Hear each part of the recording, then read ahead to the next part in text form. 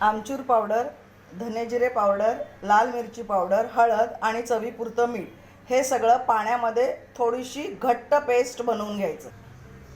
एवढी घट्ट पेस्ट बनवून घ्यायची. वांगे असं चीर लावून कापून घ्यायचे. खालच्या बाजूने कापले जायला नकोत, फक्त एक साईड कापले जायला हवे आणि त्यांना पाण्यामध्ये टाकायचं. पाण्यात मीठही टाकायचं म्हणजे वांगे काळे पडत नाहीत. आता आपण बनवलेली पेस्ट या वांग्यांना लावून घ्यायची.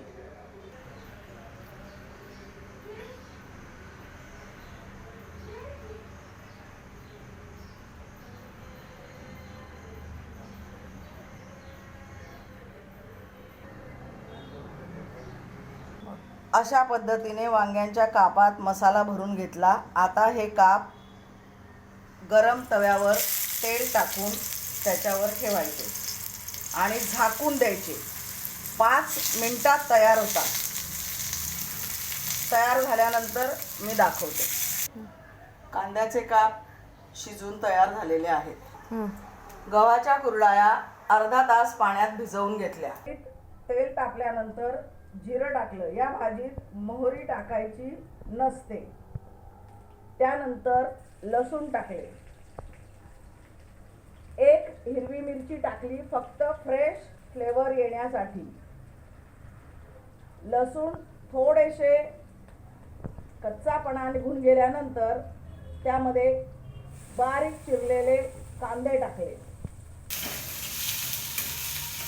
कांदे गुलाबीसर होईपर्यंत भाजून घ्यायचे. चवीपुरतं मीठ टाकलं. अर्धा चमचा लाल तिखट टाकलं आणि हळद टाकली. हे पुन्हा एकदा मिक्स करून घ्यायचं. तिखट कमी वाटतं आहे म्हणून मी अजून टाकते अर्धा चमचा.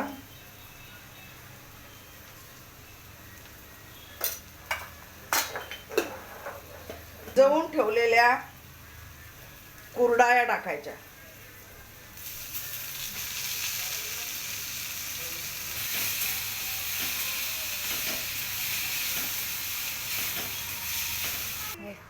वांग्याचे काप, कुरड्यांची भाजी, पोळी आणि ताक उन्हाळ्यात असा बेत असेल तर आणखी काय पाहिजे. आम्ही उन्हाळ्यामध्ये दररोजच ताक पितो मैत्रिणींनो, कारण इतर काही थंडावा देणाऱ्या वस्तू आपल्याकडे नसतात, पण ताक सहज उपलब्ध असतं. या तर मग जेवायला. आणि प्लीज चॅनलला सबस्क्राईब करा, लाईक करा, शेअर करा आणि कमेंट करा.